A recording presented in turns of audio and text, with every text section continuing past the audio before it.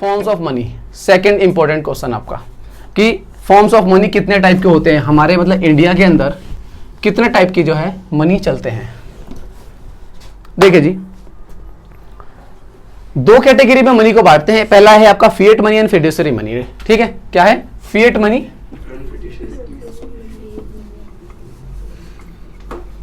Fiat money and fiduciary.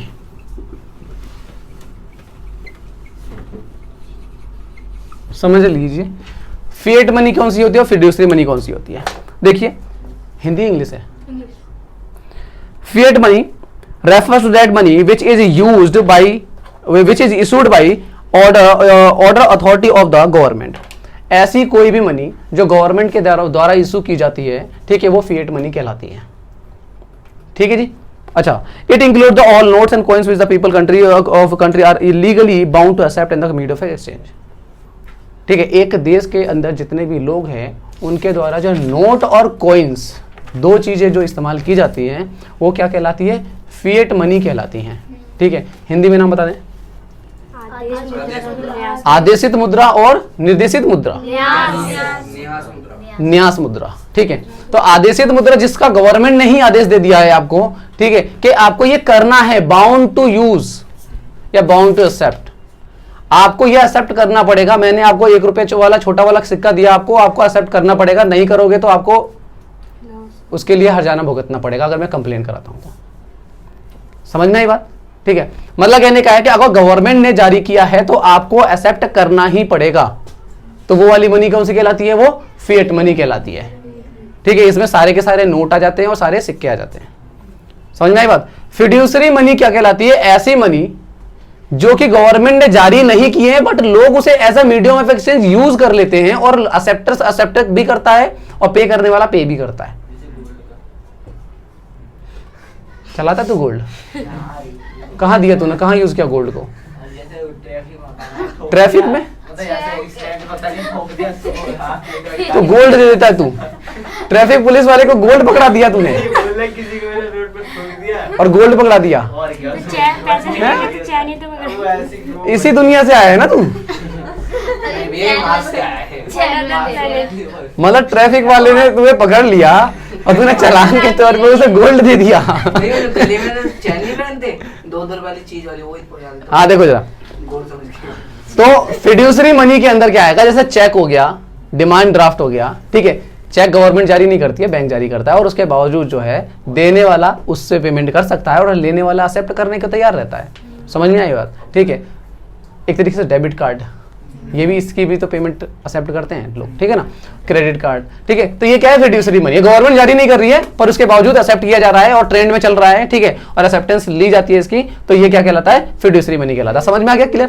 ठीक है, बहुत इजी सा पॉइंट है। फिएट मनी जो गवर्नमेंट ने जारी किया है, फिड्यूशियरी मनी जो गवर्नमेंट ने जारी नहीं किया है बट वो medium of exchange as a use किया जाता है। क्लियर हो गया?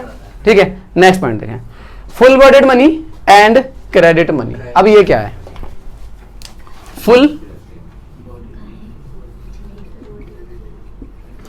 बॉर्डेड मनी और credit.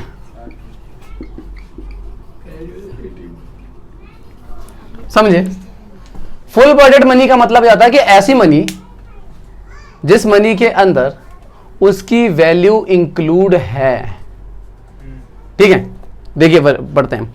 Full body money refers to the in terms of the coins which commodity value is equal to the money value when these are issued. जब उनको issue किया गया था तो उनमें लगने वाला जो मटेरियल है ना, उस मटेरियल की वैल्यू भी उतनी ही थी। मतलब कहने का एग्जांपल ले लेते हैं, 10 रुपए का अगर सिक्का अगर गवर्नमेंट ने जारी किया था उसमें 10 रुपए का ही लोहा लगा हुआ है। समझ में आई बात? ये कहलाता है फुल बॉर्डेड मनी। 5 रुपए का सिक्का अगर जारी किया गया है तो उसमें 5 रुपए का लोहा लगा। तुमने देखा 50 पैसे का सिक्का, 1 रुपए का सिक्का छोटा क्यों होता है? 5 रुपए का सिक्का मोटा क्यों होता है? आई बात समझ में? क्योंकि जितने रुपए का सिक्का है उतने रुपए का मेटल उसके अंदर होना चाहिए।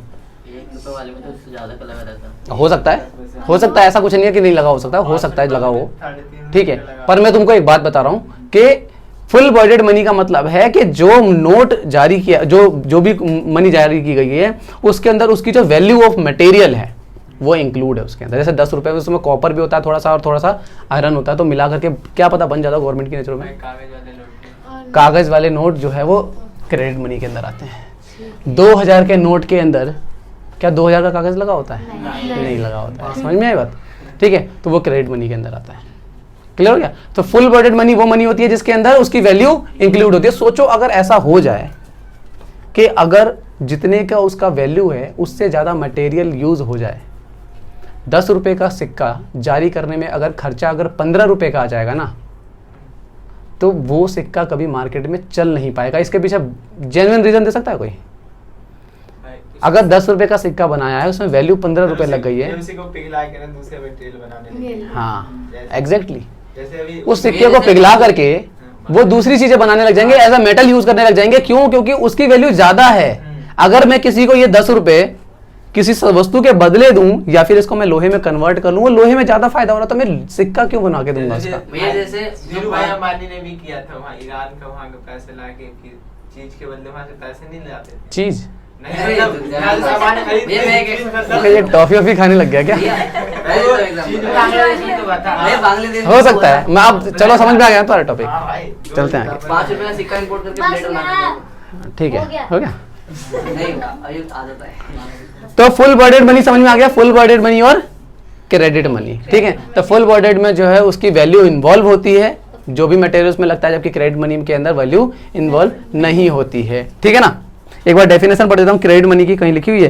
Credit money refers to that money which money value is more than the commodity value. जो कमोडिटी उसमें लगी हुई है, जो वस्तु लगी हुई है, उस वैल्यू से कहीं ज्यादा वैल्यू है उसकी। तो 2000 के नोट की बहुत ज्यादा वैल्यू है, जबकि उसका कागज जो है वो ज्यादा 10, 12, 15, 20 रुपए का होगा।